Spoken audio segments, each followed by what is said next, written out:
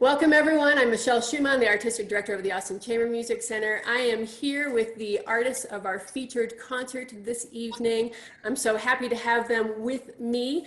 I always love getting to know new people. Some of you I have known for a while. Lecolion, we went to school together at UT. You said it. You say it on your interview, hook 'em. So we will hook 'em also. Artina, we were at school together. I think at the same time we kind of overlapped a little bit, but more importantly, Artina is on the board for the Austin Chamber Music Center. She is a featured artist with the Austin Chamber Music Center, and we've been working together and collaborating on the Black Composers Concert for a number of years. And Artina introduced me to some new people. I always say that my favorite way of getting to know people is by making music with them, and this was a little different than making music in person, but we still made music. So I wanted to know from all of you how you know each other. Many of you are leaders and have put together your own programs and your own series, and I know that you have some really great stories of how you've worked together. So let our audiences know. Who would like to start? I'll start. Well, Ebonee has been on the Black Composers Concerts multiple years, and she was actually nominated for Best Instrumentalist one of those years. They should have gave it to her, but anyway, she's amazing. Deserved it. She's an amazing flute player, and we've also were in school together with Lecolion, so that kind of ties at least three of us together in different ways at SMU. So it's good to have her here too. Yeah, Derek and I, of course, I was colleagues with Artina at the University of Memphis when she got the job as piano professor there. I was bassoon professor there. And of course, I had known her from the school days, but we really got reconnected when she got the job at the University of Memphis. And Derek and I have been friends for 20 years. Yeah. If you can believe that. Yeah, I know. Derek and I, any opportunity we have to either be in the same place or be on some tour and rooming together or just visit each other where we live or whatever, we take that opportunity. We both end up just saying yes to that.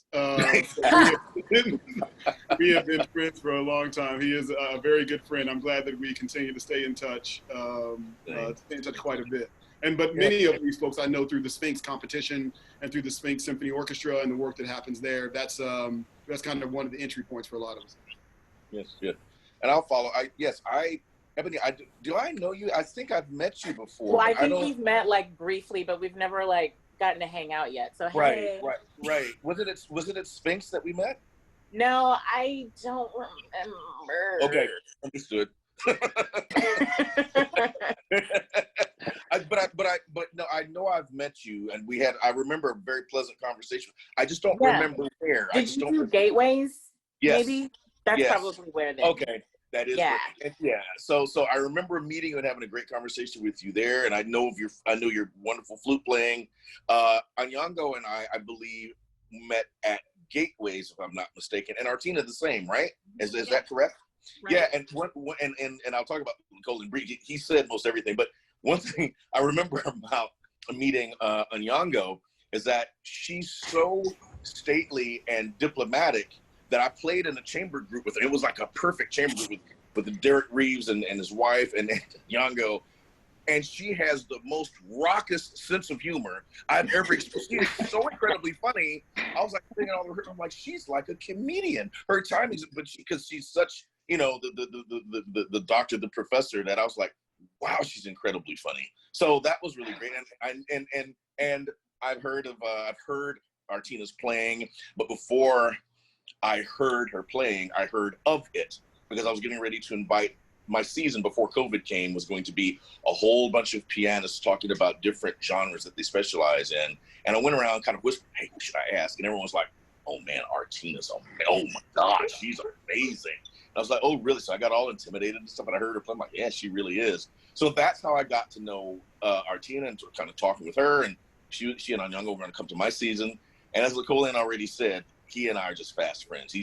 He carries around an emblem. I don't know if you guys know, but he has a triangle with an S in the middle. And he is like a superhero, Lecolion. Like the guys, you already know because you went to school with the guys, an incredible bassoon player, an incredible leader, an incredible, businessman, and just a heck of a funny guy as well. So I'm in great company here. I'm just happy as hell to be around all of you guys. So a couple of you have mentioned the Gateways Festival, and Anyango, I know that you have been a leader in the Color of Music Festival. Tell us, our audience, a little bit about those festivals, because I don't know that we know much about it. Oh.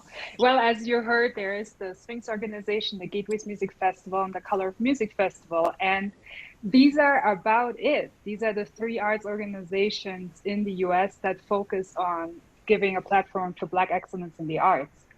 And so the Gateways Music Festival is in Rochester, New York, and I was introduced to it by my alma mater, the Eastman School of Music.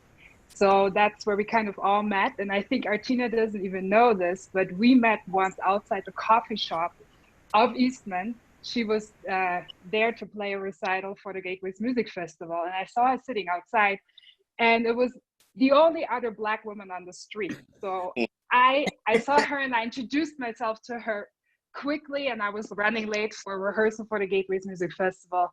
But yeah, these festivals, these arts organizations like Color of Music, Gateways, Sphinx, are things that are so important because they leave a lasting imprint in a aspiring or a musician in training or in an audience member. And yeah, I'm just grateful for every one of them. I do remember Anyango, I do.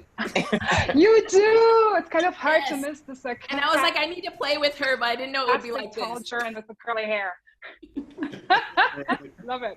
So Artina, Anyango, and Derek, you've never played together as a trio, or have you played together as a trio? No, we were going to this past spring, and COVID arrived. In March. Well, in so March, and I literally had my ticket.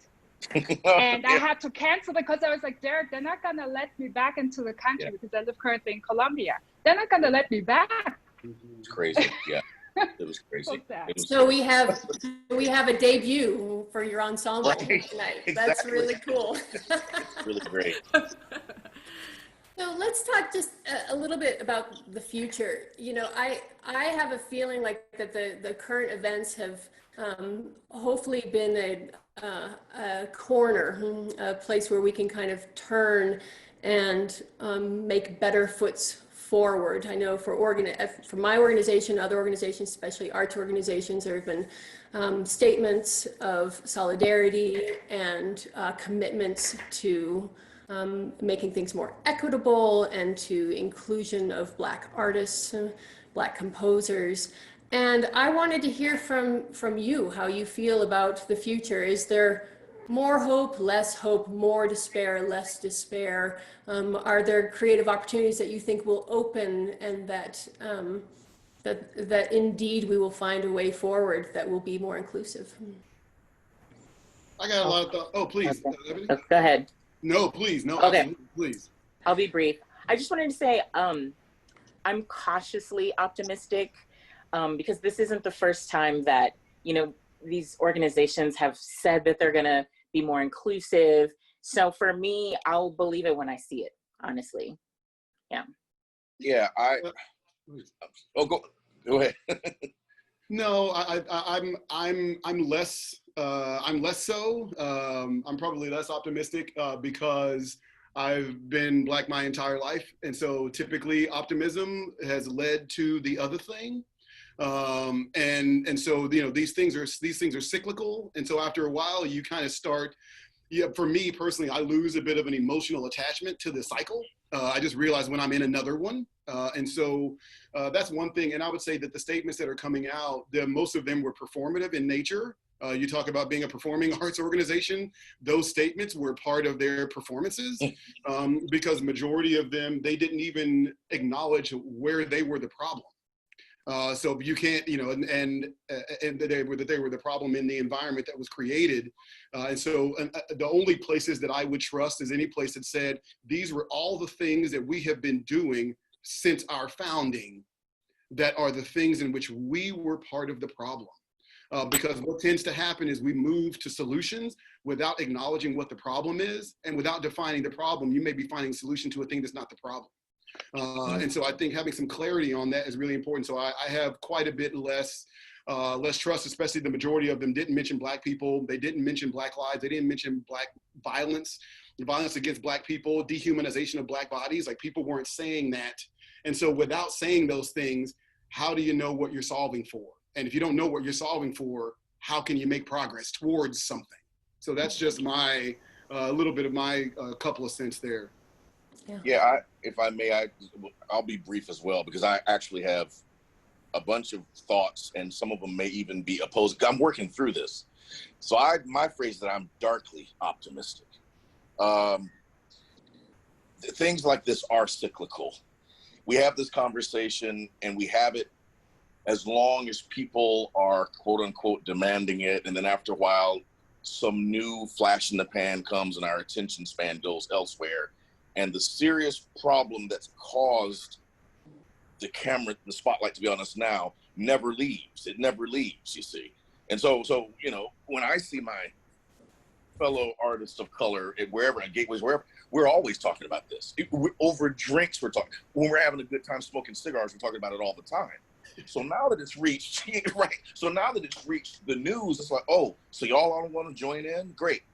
And so, sure, it's going to open up some doors, yeah. But I couldn't have put it any better than what the statements that the organization said were performative.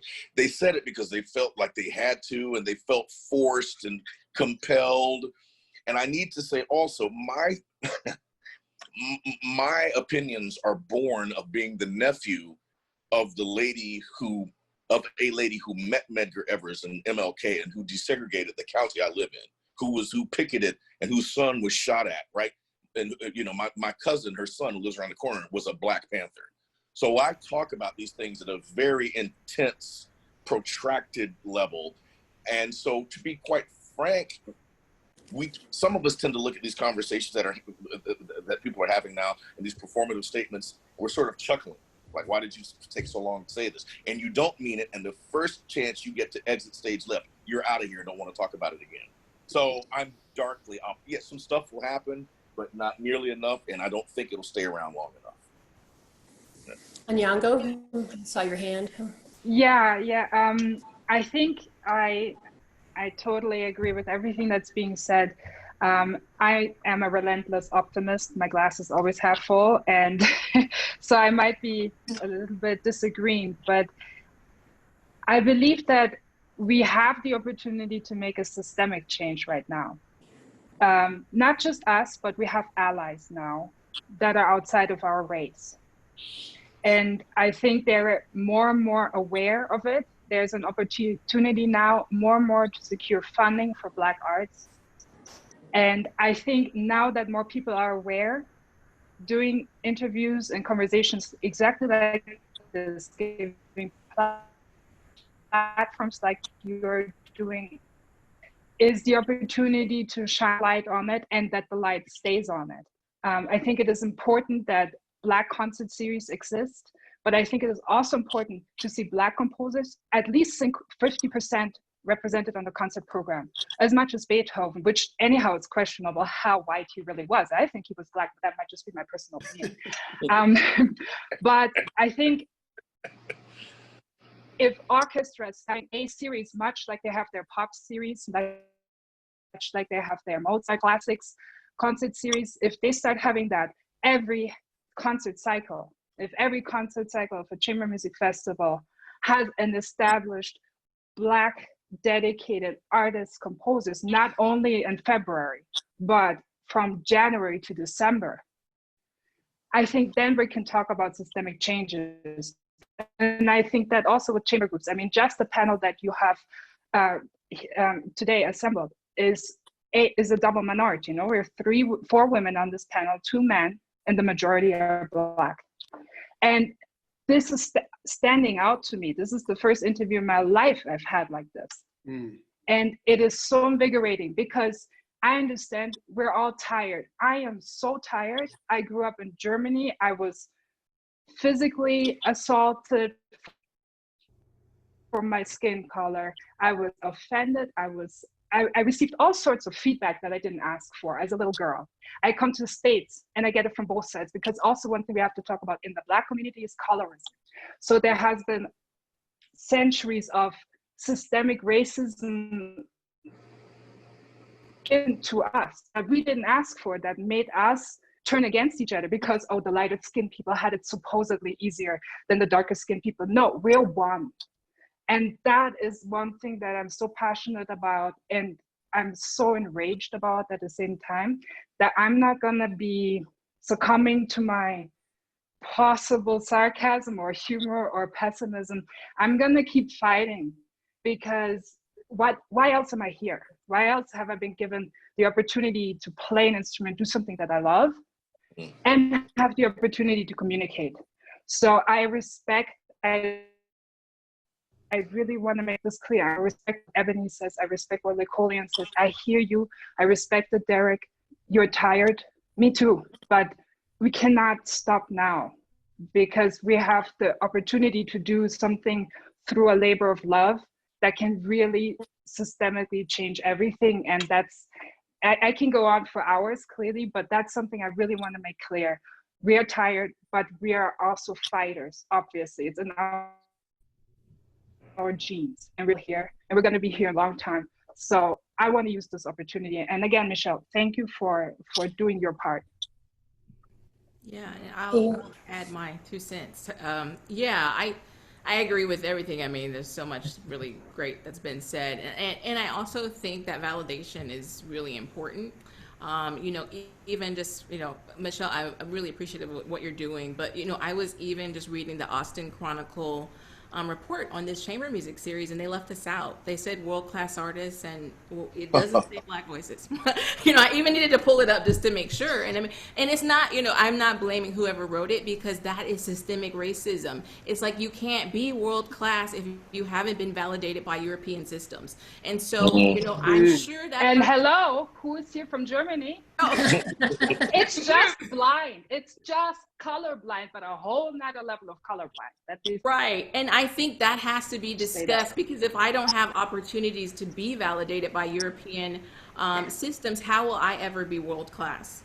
I think you need to use your own ears and decide that for yourself. If you enjoy the program, if you enjoy the music, and stop letting other people validate, because it's like, well, I have the same education as you, I had the same teachers, I just didn't have the same opportunity. Or maybe I had the opportunities, but the ceiling kept me from actually, being able to go forth, whether that was through connections or finance. So I think that is a huge thing that needs to be overcome for Black artists to really get their due in our, classical settings.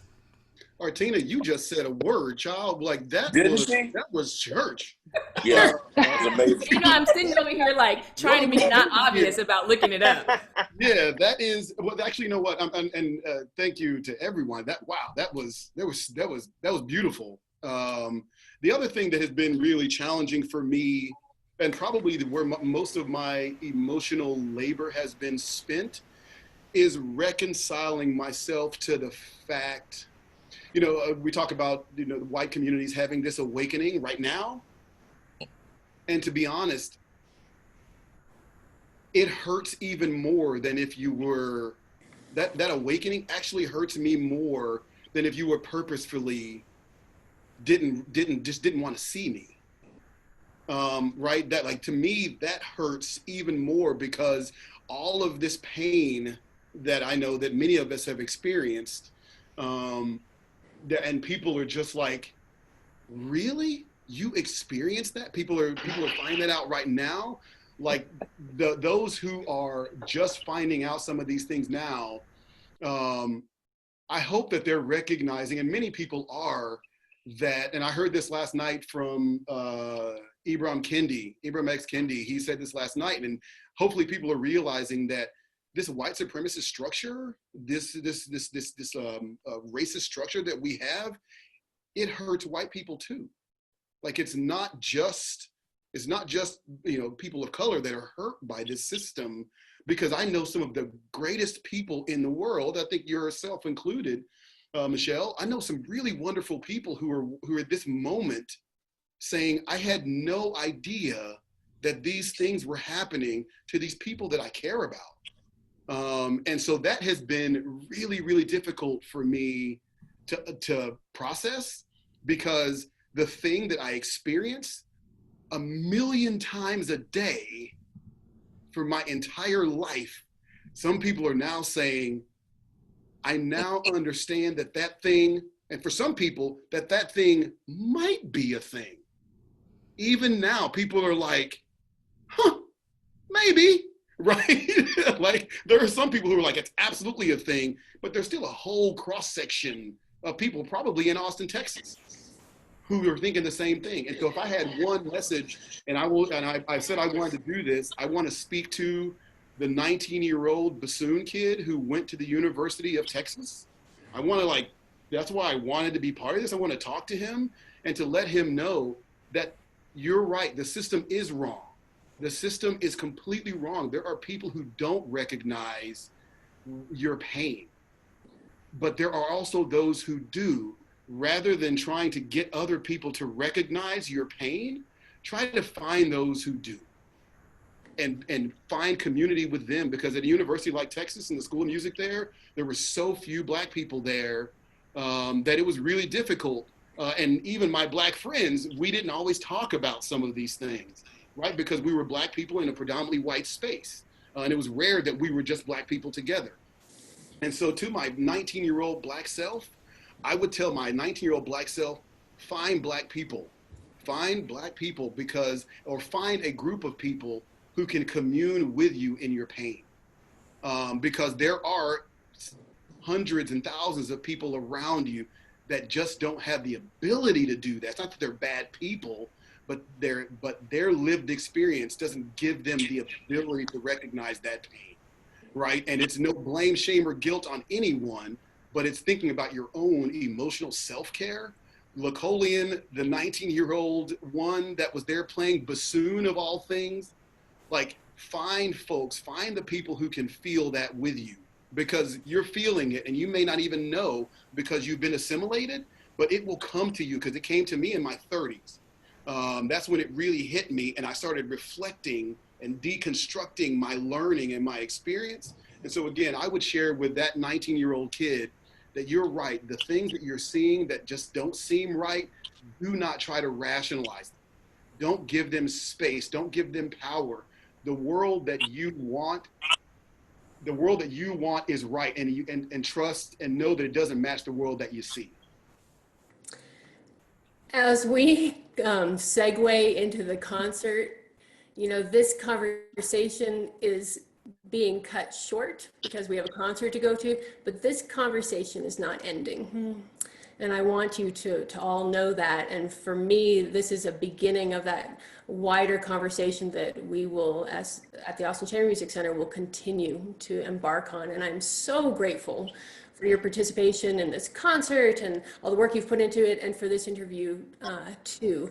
That's one thing. The other thing, and the thing that I think is critical to all of this as we move forward, for me, music is about relationships and building relationships. And the people that I play with are the people that I want to see, are my friends. And this to me is the beginning of those relationships that can continue.